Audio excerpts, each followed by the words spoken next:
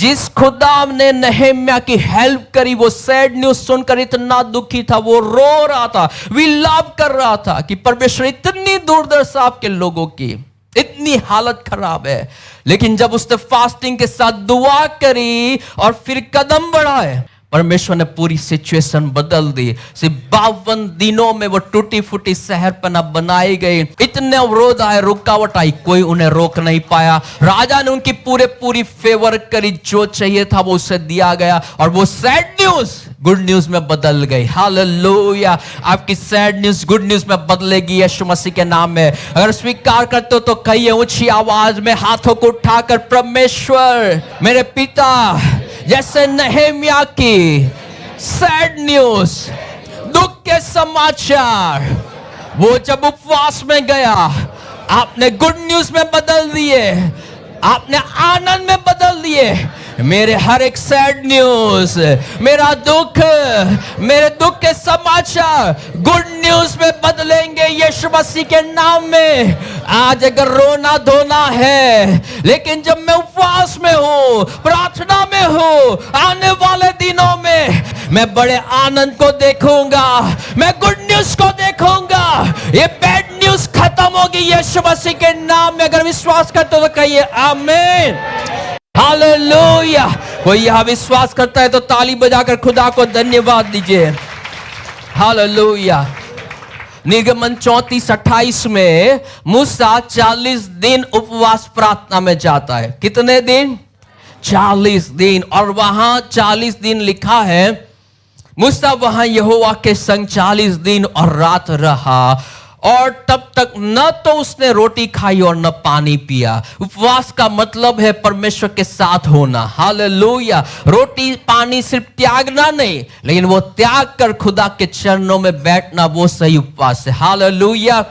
और इसने 40 दिन रोटी नहीं खाई, इवन पानी भी नहीं पिया, और उसका रिजल्ट ये आया, परमेश्वर ने उसको 10 आज्ञाएं दी जो अद्भुत थी। आज तक लोग ये संसार उसे फॉलो करते और ब्लेस करते हैं, ब्लेस होते हैं। हालेलुया। माता पिता का सम्मान कर, खून न कर, चोरी न कर, ये सब कहां से आया था? वो खुदा के चरणों में बैठा था, 40 दिन फास्टिंग करी, प्रेयर करी, और परमेश्वर ने ये मूल्यवान 10 आज्ञाएं उसे दी। कैसे उनको जीना है वो उनको सिखाया गया। हालेलुया।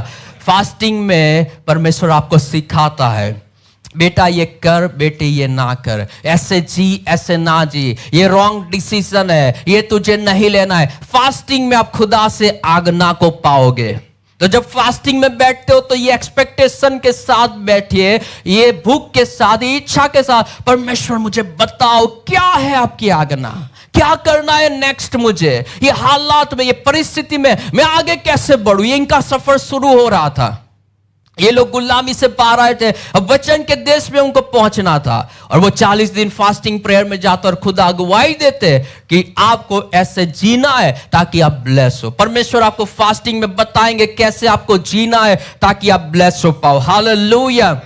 न सिर्फ आज्ञाएं मिली, लेकिन जब वो वहां से निकला, वचन कहता है, निर्गमन 34:28-30 में लिखा है, तब यहोवा के साथ बात करने के कारण उसके चेहरे से किरणें निकल रही थी, परंतु वह नहीं जानता था कि उसके चेहरे से किरणें निकल रही है। हालेलुया। वो नहीं जानता था कि उसके चेहरे से किरणें निकल रही है।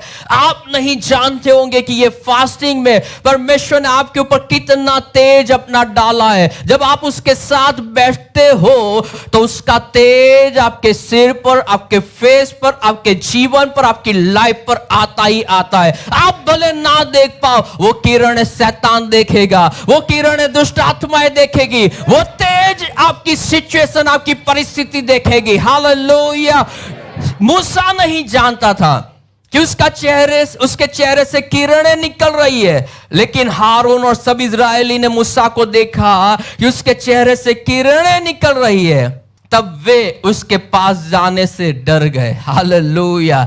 शैतान डरेगा जब आप फास्टिंग में, प्रेयर में, खुदा के चरणों में बैठते हो, तब आप इतने तेजोमय होते हो, प्रकाशित होते हो, शैतान आपसे दूर भागेगा। आमीन। बीमारी आपसे दूर भागेगी। दुष्ट आत्माओं के काम खत्म हो गए यीशु मसीह के नाम में। हाथों को उठाए और रिसीव करें। प्यारे खुदा, मैं प्रार्थना करता हूं यीशु मसीह के नाम में, जैसे मूसा फास्टिंग में गया और आपने उसे आज्ञा दी क्या करना है। इन दिनों में फास्टिंग में जब आपके लोग हैं, वो आपसे आज्ञा को पाए, आपसे अगुवाई को पाए, वो आपकी आवाज को सुन पाए कि आगे क्या करना है। आपसे अगुवाई को पाए, वो आपकी आवाज को सुन पाए कि आगे क्या करना है। यीशु मसीह के नाम से प्रभु मैं प्रार्थना करता हूं, जब वे फास्टिंग में है, आपका तेज इनके चेहरे पर चमके परमेश्वर, और वो तेज को देखकर दुष्ट आत्माएं डरे, शैतानी आत्माएं डरे,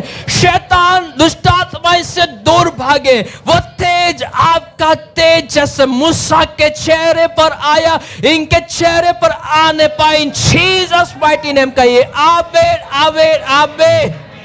जब खुदा का तेज आता है, शर्मिंदगियां मिटाई जाती है। गर्दन जो झुकी होती है वो उठाई जाती है। जब खुदा का तेज आता है, आपकी गर्दन उठाई जाए यीशु मसीह के सामर्थी नाम में। आमीन हालेलुया। दानियल 9 में अध्याय में लिखा है, तब मैं अपना मुंह परमेश्वर की ओर करके गिड़गिड़ाहट के साथ प्रार्थना करने लगा और उपवास कर टाट पहनकर राख में बैठकर वरदान मांगने लगा। किसके लिए फास्टिंग करी थी दानियल ने? बोले वरदान मांगने के लिए।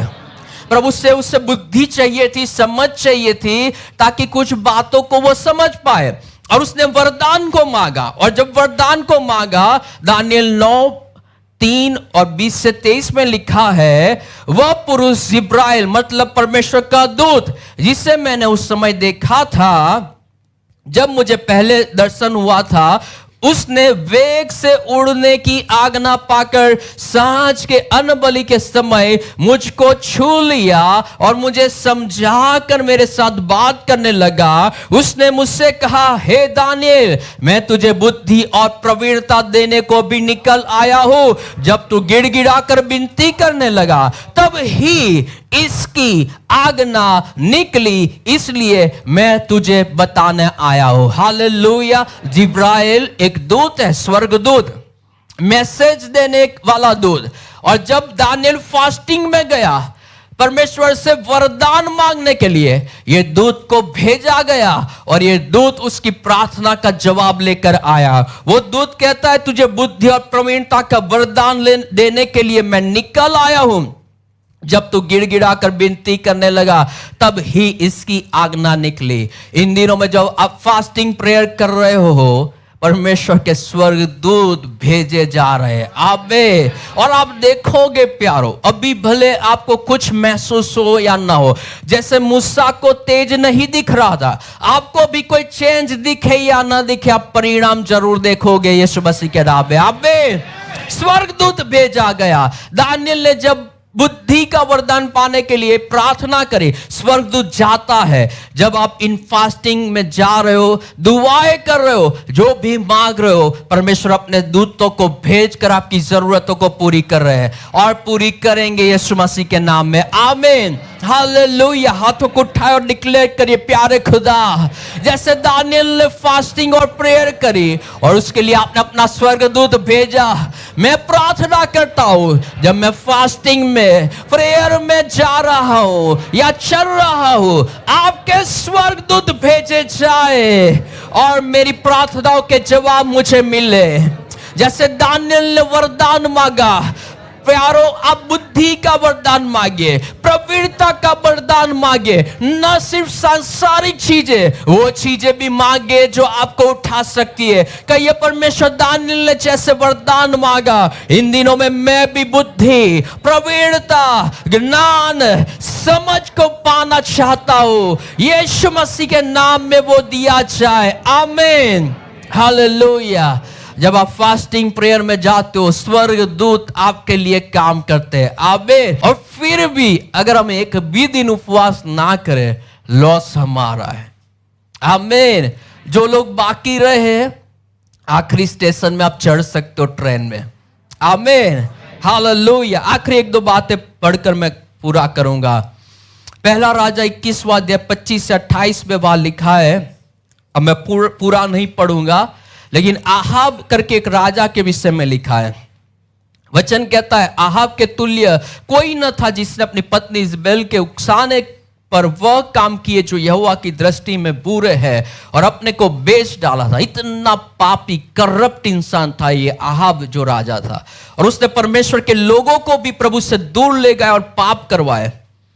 और जब परमेश्वर ने उससे अपने दास को भेजकर कहा कि अब मैं ये विपत्ति तुझ पर लाने वाला हूं, तब ये राजा के विषय में लिखा है, इलिया के वचन सुनकर आहाब ने अपने वस्त्र फाड़े और अपनी देह पर टाट लपेटकर उपवास करने और टाट ही ओढ़े पड़ा रहने लगा। और जब उसने उपवास किया, पश्चाताप किया, वह लिखा है, परमेश्वर ने फिर से अपने दास को कहा, क्या तूने देखा कि आहाब मेरे सामने नम्र बन गया है? इस कारण वह मेरे सामने नम्र बन गया है, मैं वह विपत्ति उसके जीते जी उस पर न डालूंगा।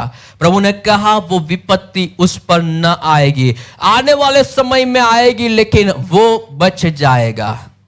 Hallelujah, hallelujah. एक ऐसा राजा जिसने बड़े गुनाह किए, भयंकर पाप थे उसके, लेकिन जब वो फास्टिंग में गया, उसके गुनाह को भी प्रभु माफ करते हैं। Hallelujah, hallelujah. कोई भी गुनाह हो, पाप हो, जब हम खुदा के चरणों में फास्टिंग के साथ जाएंगे, खुदा क्षमा करेंगे। आमीन। खुदा माफ करेंगे। आमीन। योना 3 अध्याय 7 से 10 आप घर जाकर पढ़ना।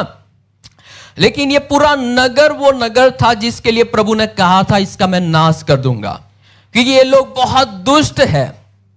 प्रभु के बहुत खिलाफ जाकर इन्होंने काम किए थे।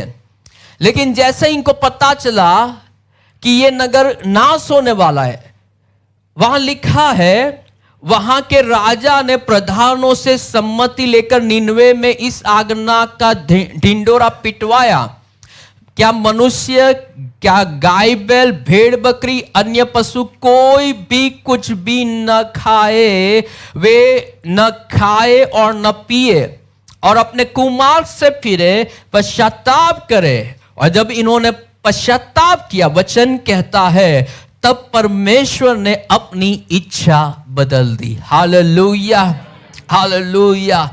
परमेश्वर अपनी इच्छा बदलता है जब आप फास्टिंग में जाते हो। हालेलुया। उनके ऊपर पनिशमेंट आने वाली थी, आहाब के ऊपर बड़ी विपत्ति आने वाली थी। आपके फास्टिंग में जाना, पश्चाताप करना, खुदा के चरणों में बैठना बड़ी विपत्तियों से आपको बचा लेगा। प्रभु का अनुग्रह आप देखोगे, बहुत कुछ कैंसल होगा यीशु मसीह के नाम में। परमेश्वर की इच्छाएं बदलेगी आपके लिए जब वो देखेगा मेरे बेटे का दिल, हृदय नम्र बना है। आपके लिए परमेश्वर विपत्तियां नहीं, ब्लेसिंग को रिलीज करेंगे। आमीन। हालेलुया। प्रेरितों के काम 13:2 में लिखा है, जब वे उपवास सहित प्रभु की उपासना करने लगे तो पवित्र आत्मा ने कहा, मेरे लिए बरनबास और शाऊल को उस काम के लिए अलग करो जिसके लिए मैंने तुम्हें बुलाया है। जब ये उपवास कर रहे थे तब पवित्र आत्मा ने कहा, बोले पवित्र आत्मा ने कहा।